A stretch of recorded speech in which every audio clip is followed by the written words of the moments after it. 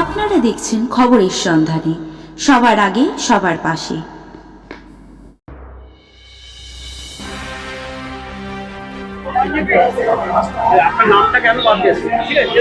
আমার নাম বাদ গেছে, আমি নিজেও জানি না কিসের জন্য। আমাকে ফার্স্টে যখন বিএলও কল করে তখন আমি জিজ্ঞেস করলাম আমার নামটা ডিলিট হয়েছে কেন। তখন উনি আমাকে বললেন যে আমরা কিছু জানি না, ওপরওয়ালা থেকে আমাকে অর্ডার এসছে, তাই আপনাকে হিয়ারিং এ ডেকেছি।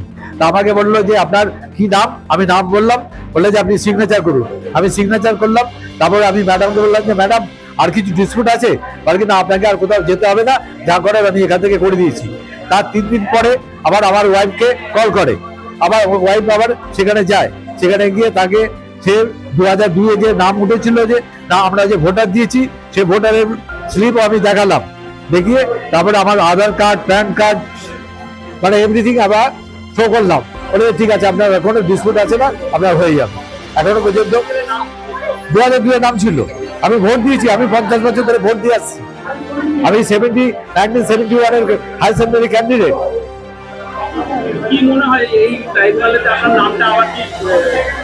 দেখুন, আমি তো চাইছি আমার নাম উঠুক, কারণ আমার কোনো ডিসপিউট নেই, আমি জেনুইন পার্সন। আমার নামটা ডিলিট হবে কেন, আমি সেটাই বলতে চাইছি। আমি 5 নম্বর ওয়ার্ডে থাকি। হ্যাঁ, সালকিয়া।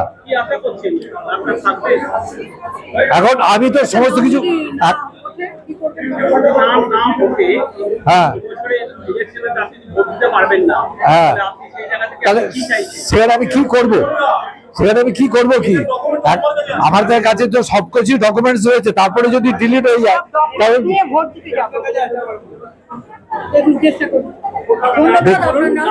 হ্যাঁ, সুধীর পাল। আমার 77।